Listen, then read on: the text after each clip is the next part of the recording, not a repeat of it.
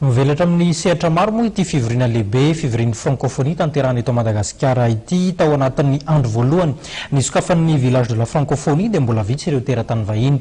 tonga nitsidika ireo trano eva maro mampiranty ny asa tanana malagasy manantena kosa rehefa ireo mpanao asa tanana malagasy ireto fa hivoatra izay tranga izay ary ho avy mavitrika ireo teratany vahiny hijery ary izaha akaiky ny makasikan'ny asa tanana malagasy na mampiavaka antsika malagasy mba hisokafan'ny lalam-barotra samy hafa ihany koa eo amin'ny firenena vahiny. Tato-pavao. Fitsidiana moa zany zao dia mbola tsy dia misy satria hoe mbola tsy mbola mivory ihany zany zareo dia izay aty mbola tsy mitsidika fa mbola le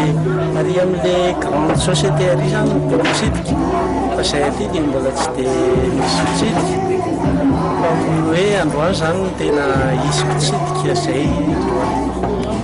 tena vasara zany hoe fitsidian'ilay vahiny mihitsy satria malagasy afa mahafantatra hoe zao ny asa tanana vita malagasy dia ilay vahiny mihitsy ny tiana tonga hoe ampahafantarana azy hoe zao ny zavatra vita malagasy satria raha itsika samitsika mantsiny hoe dia ohatry zao ihany tsisy fivoarana ny exportation efa manao ihany zay satria manana droit d'article 4 article différents zany ny olona ray fa zaray zany afaka mitondra zay satria mbola nenay koa mbola interdit zany mbola tsy manana le cité sy international fa mbola cité sy eto Madagasikara fotsiny misy dia zay zay koa zany ny tediavanay le vahiny zany angalanay marché hoe ahoanany zay moa zany avy any amin'ny finalan-jorofo dia mazava moa zany agnatin'le présenté les 71 communes agnatin'le 6 district ny analan-jorofo dia nisy produit maromaro nentinay avy tany misy le resaka ara malagasy reto misy confiture eo ny letchi ny huile essentielle maromaro dia tamin'ny nandritran'ilay zay nandray anjara aloha zany tato tsy andaigna aloha zany fa amin'izao aloha zany mbola ohatrany hoe vitsivitsy ny vahiny tonga mba tsy andingana dia zay zany netreto misy vahiny betsaka be fa depuis ny sokafany dia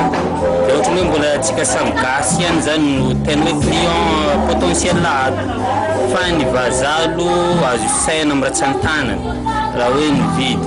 fa misy ihany aloha mitsidika ny stand la mipitana rehefa ohatrany hoe le mandeha eto aminay mihitsy zany no tsisy ny andrasanay avion faritra nalan-jorofo mandritra n'izao sommet zao dia ny afantarany vahiny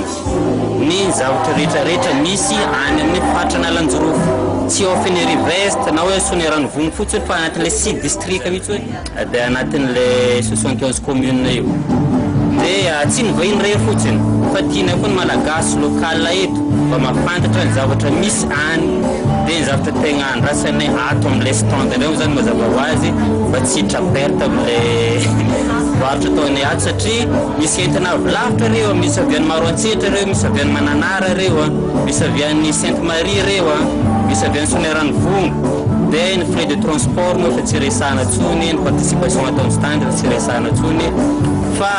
ny tena tanjonay zany ankoatran'ilay bénéfice zay aloha dia ny mba fandraisanay anjara amin'ilay sommet francophonie ity mba afantarany vahiny hoe zao ny zavatra misy any analan-jorofo